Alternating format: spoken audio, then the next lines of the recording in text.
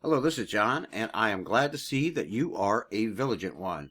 As we look at all the record-breaking mail-in votes that transpired in the year 2020, the Guinness Book of World Record should be looking into this because either President Donald J. Trump or Vice President Joe Biden are going to break a world record this year by way of being an individual that was running as a presidential candidate receiving the most votes on record by dead people.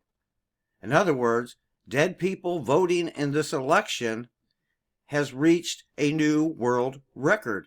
And we all know that dead people prefer to vote by mail-in because going to the election and voting in person is very difficult. It's much easier for dead people to send in a mail-in ballot, as we will hear from Tucker Carlson.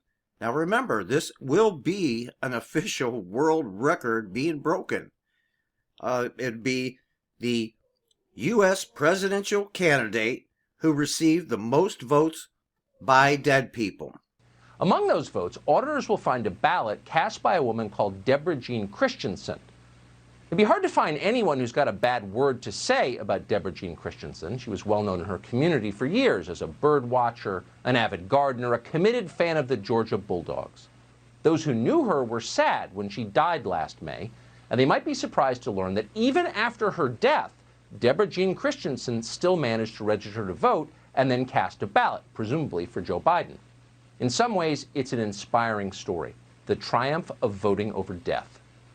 And no one quite embodies that story like James Blaylock of Covington, Georgia. Mr. Blaylock was a mailman for 33 years until he passed away in 2006. 14 years later, according to state records, he was still mailing things. James Blaylock cast a ballot in last week's election. How did he do that? It might be worth asking the New York Times. Maybe James Blaylock was just one of those extraordinary mail carriers. Neither rain, nor snow, nor gloom of night, nor even death itself could keep him from the mail. In his case, maybe voting from the grave wasn't really fraud, it was just commitment. Okay, but what about Linda Kessler of Nicholson, Georgia? Linda Kessler died in 2003. 17 years later, she was still voting in presidential elections.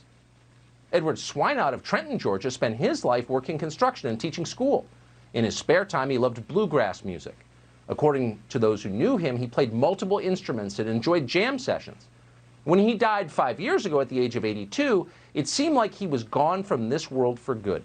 But no, last week he voted for president. And he wasn't the only one. On your screen right now, you will see the names of other deceased voters. Every one of them played a role in last week's presidential election. As of tonight, there aren't enough of them to alter the outcome. That could change as we learn more. But for the moment, the point is, they exist. They are dead, but they voted anyway.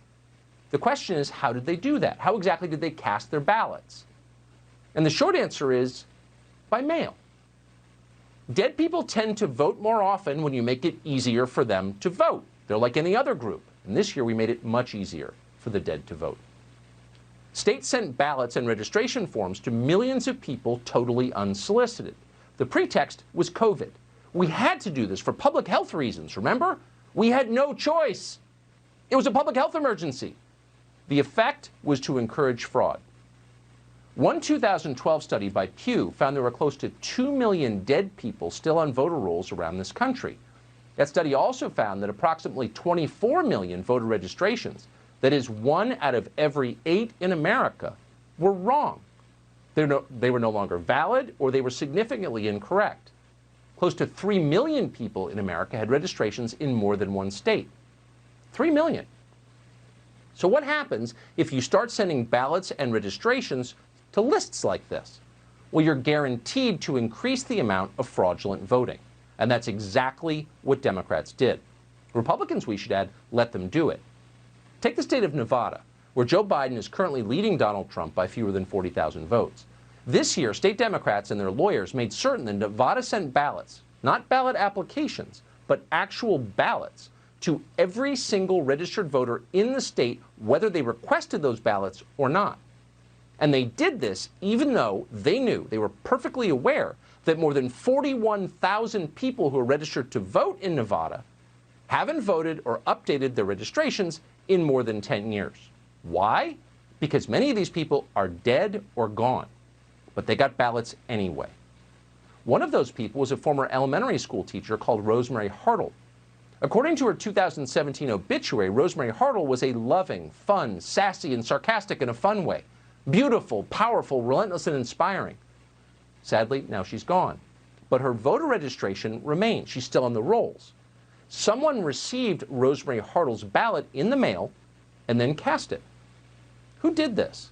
We don't know who did it. We wish we did. We should know. It's fraud. It's a threat to our system, and it's being hidden by a news media totally vested in a Joe Biden presidency. Again, we have a right to know, we have an obligation to know much more about this. But thanks to the media blackout, it is left to independent conservative sites, places like The Federalist, to report what the rest should be reporting but are not. Thanks to The Federalist, we know that on October 9th, for example, a man called Fred Stokes Jr. received an unsolicited ballot in Clark County, Nevada. That's where Las Vegas is.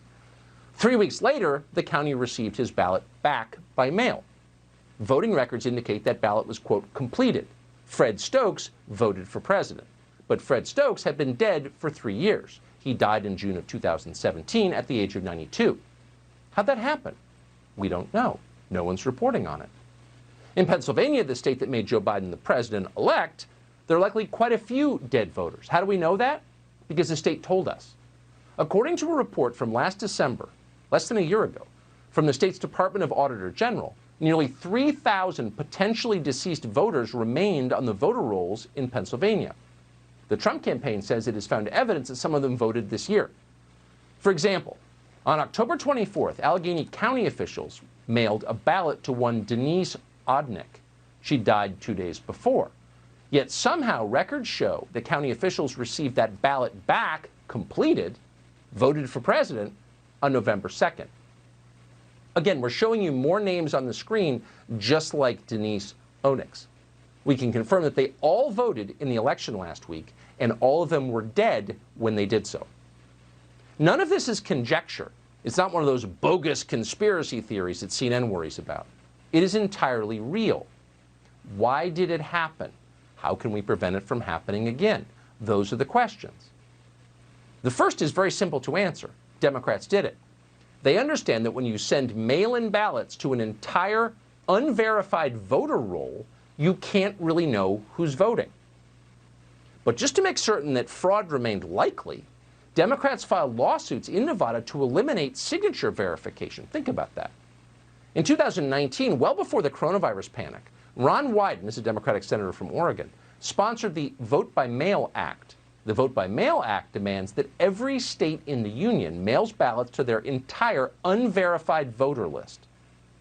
Whether you ask for it or not, whether you're alive or not, you get a ballot. There's no other way to interpret this. Democrats are abetting fraud. This summer, Democrats in the House of Representatives passed something called the HEROES Act. It wouldn't simply have provided, quote, automatic mailing of absentee ballots to all voters in America. It also would have prevented states from restricting in any way ballot harvesting. That means that anyone could collect and return bundles of ballots from dead or living voters to polling stations, and there would be no oversight of this at all. That's insane, but expect more of it. Loose voting rules are too useful for the left to pass up. In January, Democrats could very well gain control of the United States Senate.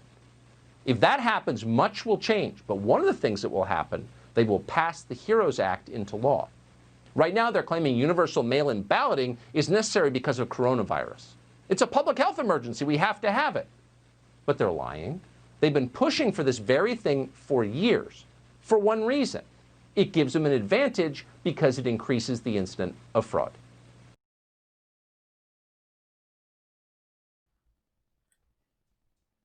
Seek the truth daily, and the truth will find you seeking.